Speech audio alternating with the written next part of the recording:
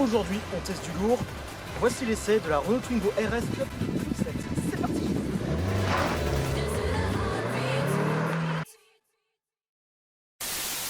Bonjour à tous, aujourd'hui on se retrouve évidemment pour l'essai de la Renault Twingo RS Cup de 2017. J'espère que vous allez bien.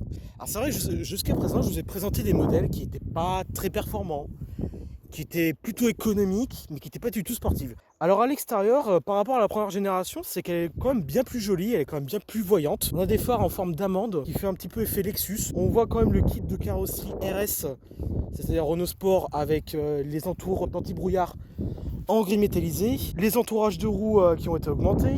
Alors sur le côté, on a un gros sticker Renault Sport grisâtre. Ça ne lui va pas vraiment, tout simplement parce que ça casse un peu la ligne par rapport au garde-boue et à la jupe, par rapport tout simplement au kit de carrosserie. La version Cup de la Twingo RS aussi est reconnaissable aux vitres arrière teintées et aussi au fait que les suspensions ont été rabaissées de 4 mm.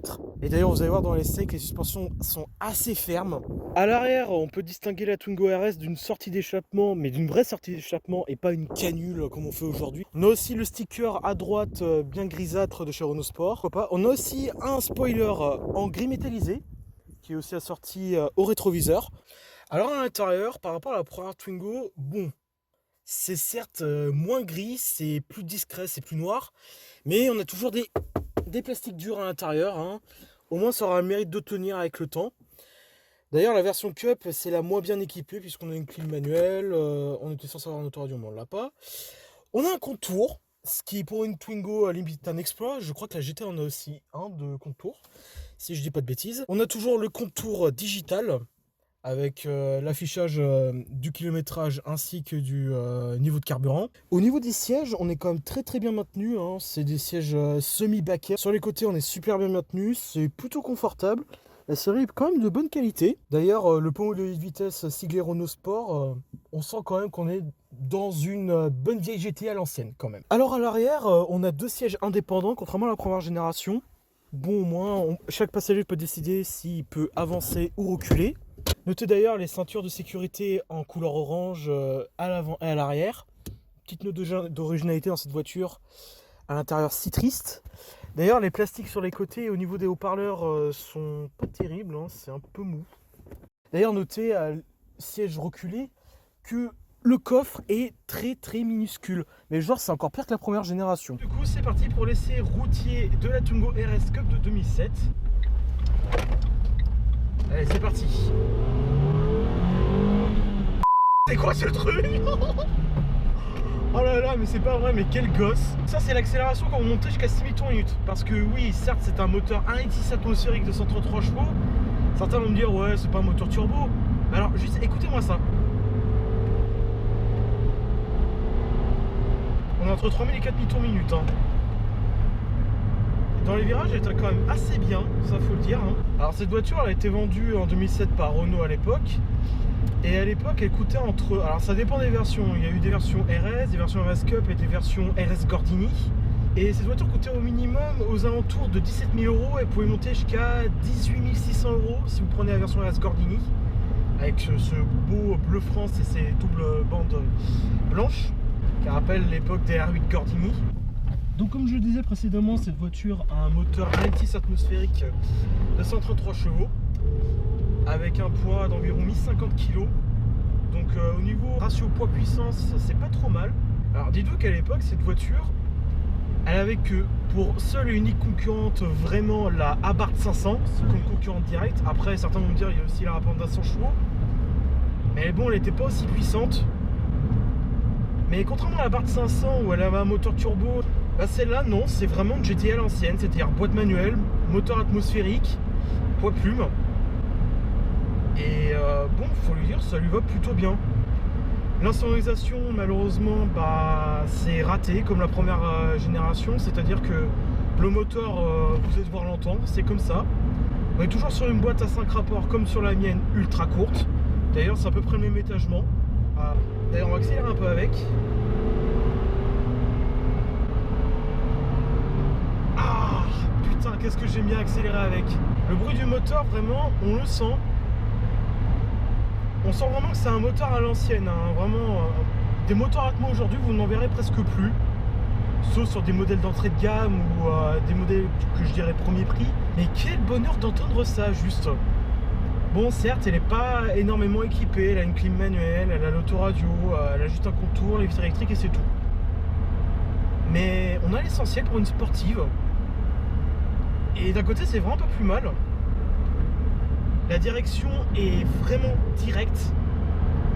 Là, je vais laisser l'ESP, mais sincèrement, on peut désactiver l'ESP sur ce modèle. Elle prend pas de roulis. La direction, vous tournez à peine, elle braque direct. D'ailleurs, même à demi-tour minute, elle reprend plutôt bien. Elle est pas creuse à bas régime. D'ailleurs, l'exemplaire que je teste a environ 127 000 km, donc bon, elle est pas trop usée, ça va encore. Est-ce que vous voulez entendre le magnifique son du 4 cylindres 1.6?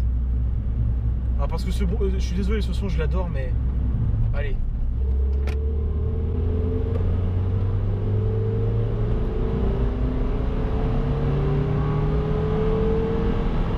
Quoi ce truc? Que du bonheur, et j'ose même pas la 6000 les gars. J'ai déjà 4000-5000 tours minute. Oh là là là là, mais c'est que du bonheur. Alors oui, elle a pas de turbo, oui, c'est pas une Golf GTI, oui, c'est pas ci, c'est pas ça. Mais cette bagnole, mais mec, elle me fait kiffer quoi. On va passer les deux donnes. Oui, oh. Ah oui, là je vais venir au principal défaut de la Twingo RS. Notamment en version Cup, parce que je pense que c'est le pire. Au niveau du confort, et notamment lorsque vous prenez des dodanes, les suspensions sont très fermes. Là, je passe les dodanes à même pas 15 km/h. Et je sens que mon DR souffre. C'est quelque chose. Donc les longs trajets avec elle, c'est à proscrire. C'est pas du tout fait pour elle. La moindre déformation de la route, vous la sentez. C'est vrai que d'un côté, pour une conduite sportive, elle est vraiment faite pour ça. La conduite pour s'articuler aussi. Mais au quotidien, si vous êtes dans des villes avec des dodanes, ah bah vous allez souffrir. Même, je vous dis, hein, même dans les montées, ça souffle pas. Vraiment, quand vous appuyez sur l'accélérateur, c'est direct. Hein. D'ailleurs, on a aussi le même défaut que la Twingo 1 au niveau de la position de conduite, c'est-à-dire le volant en hauteur. Alors moi, je pensais que ça m'aurait énormément gêné. Bah finalement, quand vous la prenez en main, vous passez d'une Twingo 1 à une Twingo 2. Bah d'un côté, la Twingo 2 est quand même plus confortable. Bah là finalement, c'est pas si gênant que ça. Faut le dire. Elle est pas si gênante que ça. On peut atteindre le haut du volant, contrairement à ma Twingo où c'est juste presque impossible parce que je suis toujours obligé de conduire au bas du volant. Parce que je trouve ça particulièrement confortable. Et c'est une fusée ce truc. Hein.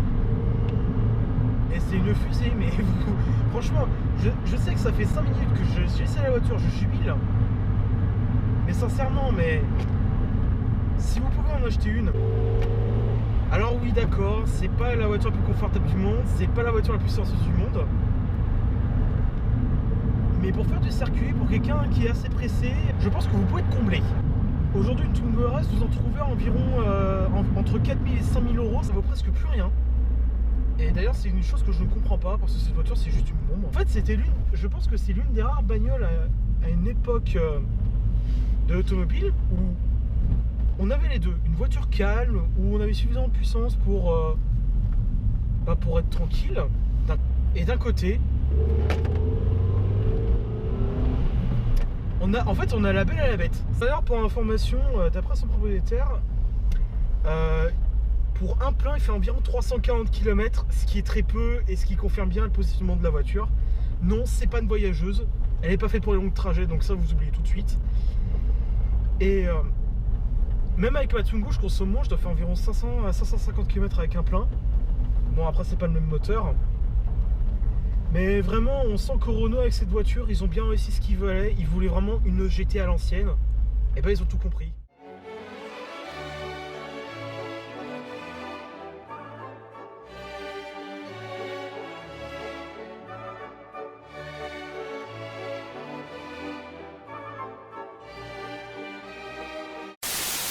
Et ainsi s'achève l'essai de la Twingo RS Cup devant le château de Septem. Franchement, cette voiture, je pensais pas l'aimer de base. Je pensais dire, ouais, bon, elle a un gros moteur sans plus. Bah, finalement, je suis sur le cul. C'est le cas de le dire vraiment. Vraiment, elle a un gros moteur, elle est vraiment intéressante. Pour quelqu'un qui veut commencer avec une voiture sportive, franchement, foncez. C'est une belle alternative à l'Abarth 500. C'est la fin de cette vidéo, merci à tous d'avoir suivi. Ma note pour cette voiture, sincèrement, 8 sur 10. J'ai vraiment aimé. C'est juste dommage que l'amortissement est trop ferme et que son autonomie est un peu limitée. Mais bon, quand on se fait plaisir, faut bien qu'il y ait des défauts. Le plaisir a un prix. Et c'est pas plus mal. N'hésitez pas à liker, à partager, à commenter la vidéo, à vous abonner surtout. Si vous êtes intéressé pour que je fasse l'essai de votre véhicule, n'hésitez pas à écrire au mail qui s'affichera ou contactez-moi sur Insta ou Discord si vous êtes intéressé. Quant à moi, je vous laisse. Je crois que je vais rouler encore avec. Attends, je cherche les clés. Ah, je roule encore avec, vous savez quoi. Je vais vous laisser et je vous dis ciao tout le monde.